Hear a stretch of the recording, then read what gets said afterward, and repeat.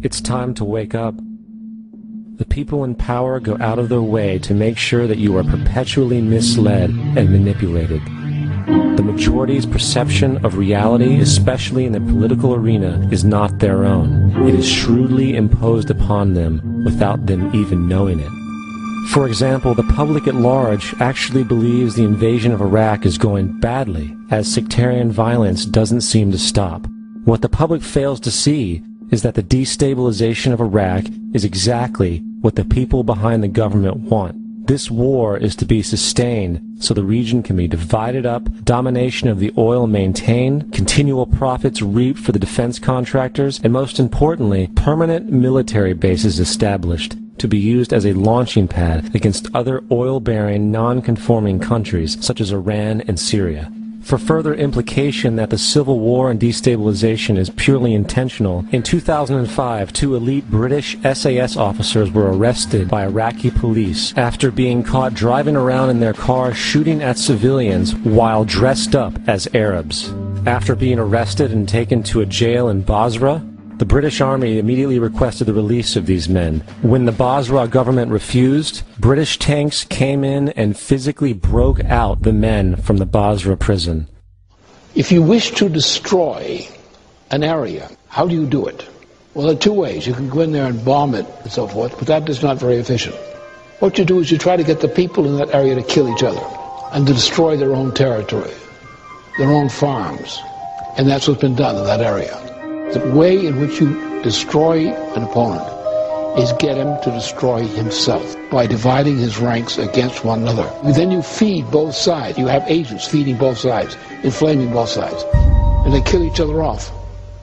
And it's time that some of us woke up to this reality, to understand that people who try to maintain empires and create empires do it by manipulating the people they're trying to conquer.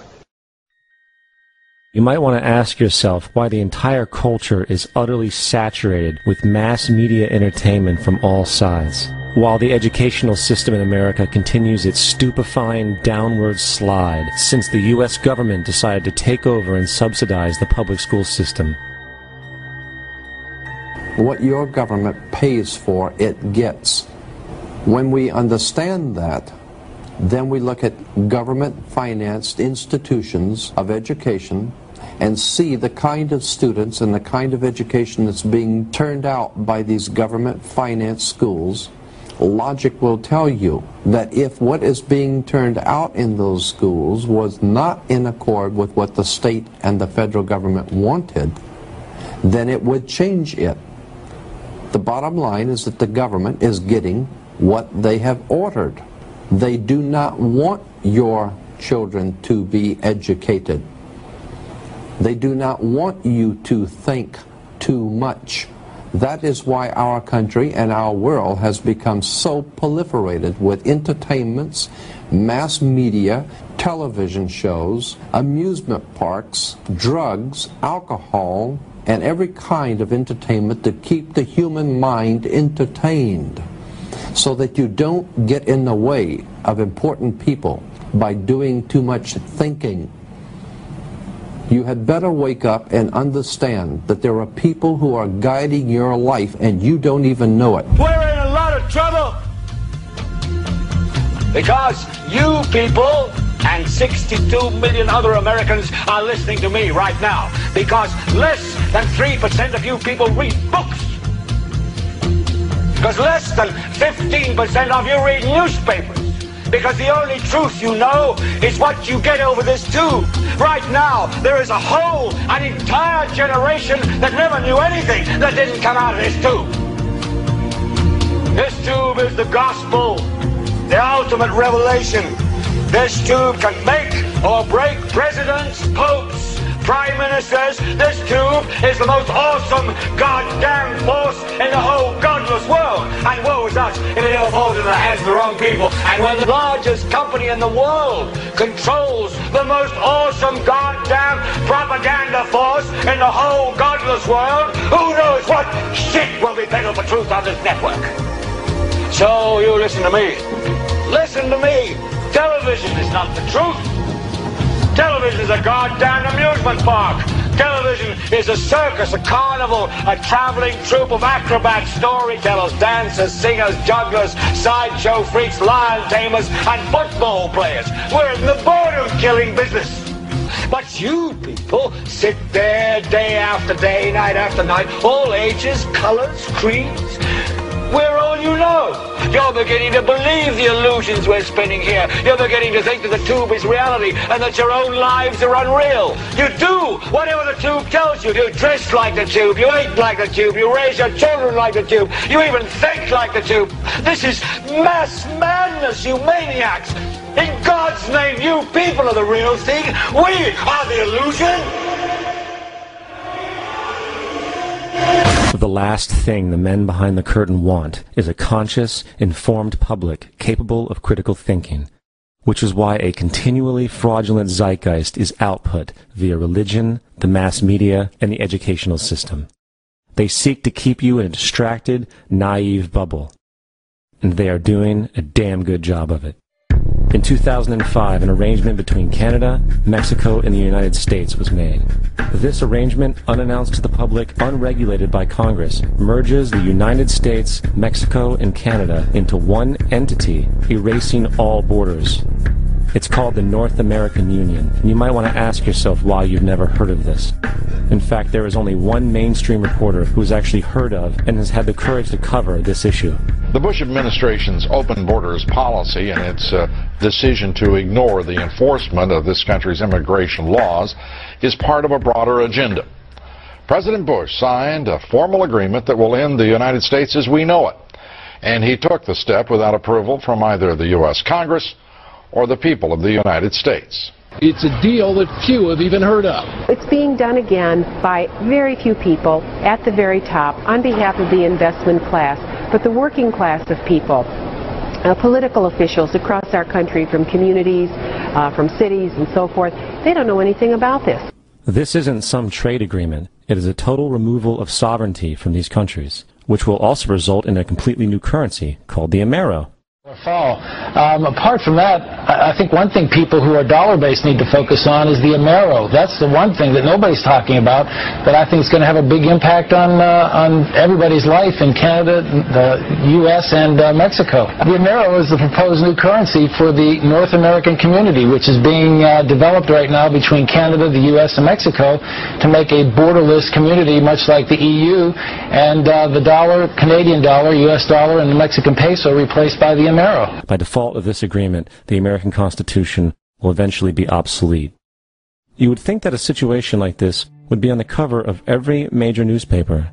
That is until you realize that the people who are behind this movement are the same people behind the mainstream media, and you are not told what you're not supposed to know. The North American Union is the same concept as the European Union, the African Union, and the soon-to-be Asian Union, and the same people are behind all of them. And, when the time is right, the North American Union, the European Union, the African Union, and the Asian Union will be merged together, forming the final stages of a plan these men have been working on for over 60 years. A one-world government.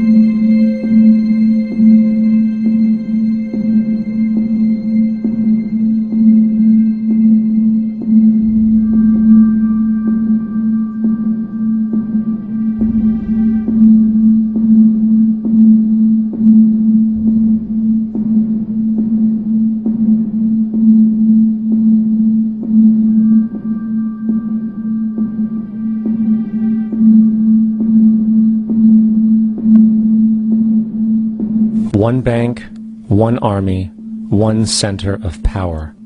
And if we have learned anything from history, it is that power corrupts, and absolute power corrupts absolutely. This is Aaron Russo, a filmmaker and former politician. To his left is Nicholas Rockefeller of the infamous Rockefeller banking and business dynasty. After maintaining a close friendship with Nicholas Rockefeller, Aaron eventually ended the relationship, appalled by what he had learned about the Rockefellers and their ambitions. I got a call one day from an attorney woman I knew, and she said, would you like to meet one of the Rockefellers? I said, sure, I'd love to. And we became friends, and he began to divulge a lot of things to me. So he said to me one night, he said that there's going to be an event there, and out of that event, you're going to see, we're going to go into Afghanistan, so we can run pipelines from the Caspian Sea. We're going to go into Iraq to take the oil and establish a base in the Middle East, and we're going to go into Venezuela and try and get rid of Chavez. And the first two they've accomplished. Chavez they didn't accomplish. And he said you're going to see guys going into caves looking for looking for people that they're never going to find. You know, he was laughing about the fact that you have this war on terror. There's no real enemy. He's talking about how by having this war on terror, you can never win it because so it's an eternal war, and so you can always keep taking people's liberties away. And I said, how are you going to convince people that this war is real? He says, but the media can convince everybody it's real. I mean, you know, it's just that you keep talking about things, you keep saying it over and over and over again, and eventually people believe it. You know, you created the Federal Reserve in 1913 through lies. You create 9/11, which is another lie. Through 9/11, you're fighting a war on terror, and now all of a sudden you go into Iraq, which was another lie, and now they're going to do Iran. You know, and it's all one thing leading to another, leading to another, leading to another. Now, I would say, what are you doing this for? What's the point of this thing? You have all the money in the world you ever want. You have all the power. I said, you know, you're hurting people. It's not a good thing. And he would say, what do you care about the people for? Take care of yourself and you take care of your family. And then I said to him, what are the ultimate goals here? He said, the ultimate goal is to get everybody in this world chipped with the RFID chip, and have all money be on those chips and everything on those chips. And if anybody wants to protest what we do or violate what we want, we just turn off their chip. That's right, microchipped. In 2005, Congress, under the pretense of immigration control and the so-called war on terrorism, passed the REAL ID Act, under which it is projected by May 2008, you will be required to carry around a federal identification card, which includes on it a scannable barcode with your personal information. However, this barcode is only an intermediary step before the card is equipped with a VeriChip RFID tracking module, which will use radio frequencies to track your every move on the planet. If this sounds foreign to you, please note that the RFID tracking chip is already in all new American passports. And the final step is the implanted chip, which many people have already been manipulated into accepting under different pretenses. We have a Florida family who are really pioneers in a brave new world. They have volunteered to be the first ever to have microchip identification devices implanted into their body. After 9/11, I was really concerned with the security of my family. I wouldn't mind having something planted permanently in my arm that would identify me. In the end, everybody will be locked into a monitored control grid where every single action you perform is documented. And if you get out of line, they can just turn off your chip, for at that point in time, every single aspect of society will revolve around interactions with the chips. This is the picture that is painted for the future if you open your eyes to see it. A centralized one-world economy where everyone's moves and everyone's transactions are tracked and monitored, all rights removed. The most incredible aspect of all. These totalitarian elements will not be forced upon the people. The people will demand them. For the social manipulation of society through the generation of fear and division has completely detached humans from their sense of power and reality. A process which has been going on for centuries, if not millennia. Religion, patriotism, race, wealth, class, and every other form of arbitrary, separatist identification and thus conceit has served to create a controlled population, utterly malleable in the hands of the few.